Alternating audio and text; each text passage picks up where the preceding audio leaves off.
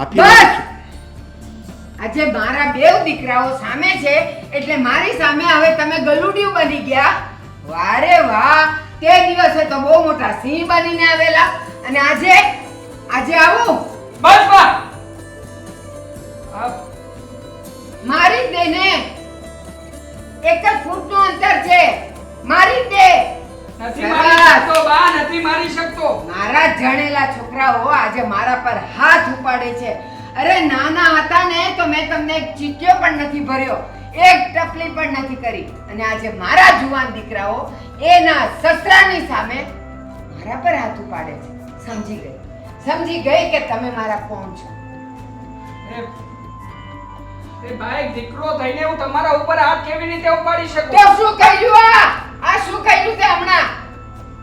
હા, શું આવા જ મા બાપ હોય ને દરેક દીકરાના ઘરમાં, તો પછી દીકરાએ હાથ ઉપાડવો જ રહ્યો બા. તો વાર શું લગાડે? મારી જ દે મને. માર હજી માર, કારણ કે હું ખરાબ છું. કેમ ખરાબ છું? તમારા બંનેનો જન્મ થયો અને તમારો બાપ જતો રહ્યો. અરે એ દિવસે મેં અનાથ આશ્રમમાં મૂકી દીધા હોત ને તો આજે આ બળાપો નહોતો. પેટે કાંટા બાંધીને ને પારકા કામ કરીને મેં તમને મોટા કરેલા. એ આ દિવસ જોવા માટે કે તમે મારા પર હાથ બાપ. ઉપાડો હાથ હજી. બાપ, મને એવું લાગે છે કે તમારું હા, મગજનું સંતુલન મારું મગજનું સંતુલન હવે જતું રહ્યું છે કારણ કે મારા દીકરાઓ જવાન થઈ ગયા. કઈ વાંધો નહીં, હું હવે જાઉં છું. બસ દુંભાણી મૂકી દીધું, હવે જાય છે. હવે અહીંયા હોળી હળગ્યા જ કરશે.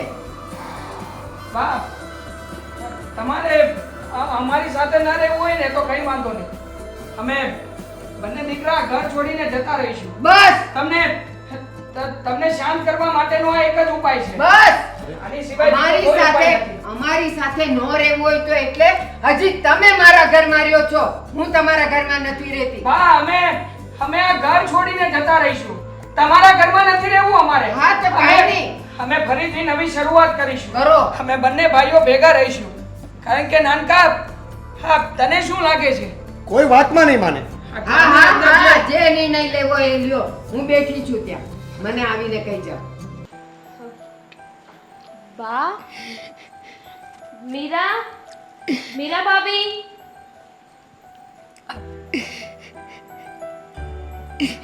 બા, તમે રડવાનું બંધ કરી દો. રડવાથી શું થવાનું છે? હા બા, દેવાંગ અને દેવેનભાઈ અમને બધી વાત કરી. આજે ઝઘડો એટલો વધી ગયો કે એ લોકો તમારા પર હાથ ઉપાડવા સુધી પહોંચી ગયા. સાચી વાત છે. જે માએ છોકરાનો બાપ મરી ગયો અને પછી એના ઉપર દુઃખનો પડછાયો નથી આવવા દીધો, આજે એ મા ઉપર એ દીકરાઓએ હાથ ઉપાડ્યો. અરે ધારત તો ત્યારે જ એ લોકોને મેં છોડી દીધા હોત અનાથ આશ્રમમાં. અરે એ કર્યું હોત ને તો બહુ સારું થાત. આનો ઋણ આખી દુનિયામાં કોઈ નથી ચૂકવી શકતું. હા બા, અમને પણ બહુ પસ્તાવો થયો. મારે ને દામિનીને સમજવાની જરૂર હતી. અત્યાર સુધી અમે બંને એકબીજાની ઈર્ષ્યામાં ત્યાં સુધી પહોંચી ગયા કે અમારા બેયનું તો ઠીક, પણ તમારા પર બધી વાત આવવા લાગી. હા, તમારા બંનેના ઝઘડાનું કારણ પણ હું બની. તમે બંને એકબીજાની સાથે કામની બાબતમાં ને બીજી બધી બાબતમાં દેખાઈને ઈર્ષ્યા કરતા હતા અને નામ આવતું હતું મારું કે હું ઝઘડા કરાવું છું. બા, અમને વાતનો પસ્તાવો છે. અમને જેવી ખબર પડી ને કે ઘરનો ઝઘડો આટલો બધો ઉગ્ર થઈ ગયો છે એટલે જ અમે તમારી પાસે આવ્યા ને અમે માફી માંગવા જ આવ્યા છીએ. હા બા, શું ફરક પડે કે હું કામ કરું છું કે ભાભી કામ કરે છે? કામ તો કરવાનું જ છે ને. અને હા, અમારું ઘર છે. આવું ક્યારે અમે સમજ્યું જ નહીં. બા, પ્લીઝ તમે અમને માફ કરી દો. અને દેવેનભાઈ અને દેવાંગ પણ તમારી માફી માંગશે. એ લોકોને આ વાતનો બહુ જ પસ્તાવો છે. બા, એક વડીલ તરીકે અને એક વડીલ તરીકે અને મા તો જનેતા કહેવાય. જનેતા તરીકે બધાને માફ કરશો ને? કામિની. દેવાંગભાઈ.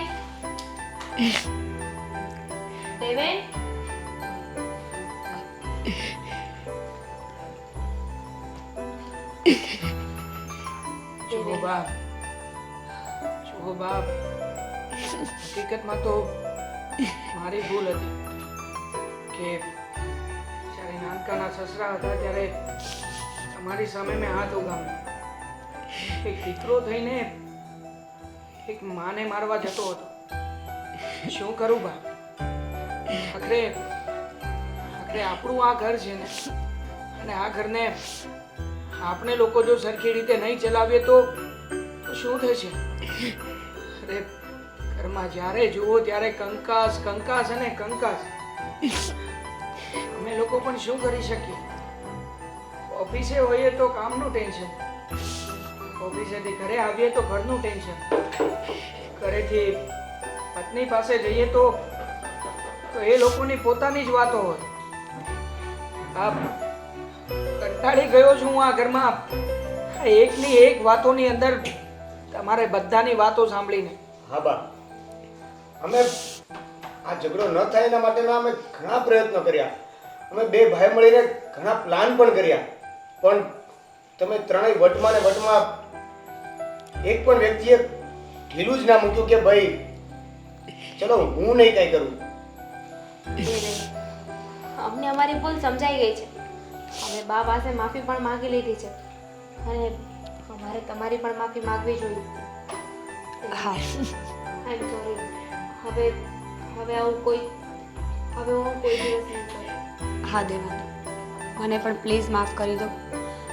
મેં તમારી વાતો માની તો ખરા, પણ હર હંમેશા નહીં, ક્યારેક જ.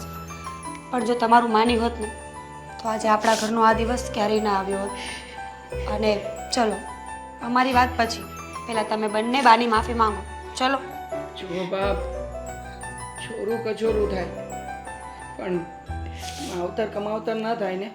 હા બા, અને બા આ તો તમારે સ્વીકારવું જ રહ્યું કે તમારો પણ વાંક હતો. બા બસ હવે રડવાનું બંધ કરી દો. વાંક કોનો હતો ને એ મહત્વ નથી. તમે દીકરા છો એટલે તમારે નમીને રહેવું જોઈએ. આપણા બધાની ભૂલ છે તો આપણે બધાએ માફી તો માંગવી જ રહી ને અત્યારે. બાબા, અમને માફ કરી દો ને. માફ કરી દો ને બા. અમને અમારી એ માં જોઈએ છે જે અમારા લગ્ન પહેલા અમારી સાથે હતી. હા બા, અમને જમતી વખતે બોલાવતી હતી પ્રેમથી. તમે લોકોએ ક્યારેક તો સાંભળ્યું હશે કે હંમેશા કડવી દવા તો માં જ પાય. માના શબ્દોમાં કડવાશ હોય, માના શબ્દોમાં ગુસ્સો હોય, માના શબ્દોમાં આવેશ હોય, પણ એના હૃદયમાં તો પ્રેમ પ્રેમ અને પ્રેમ જ હોય.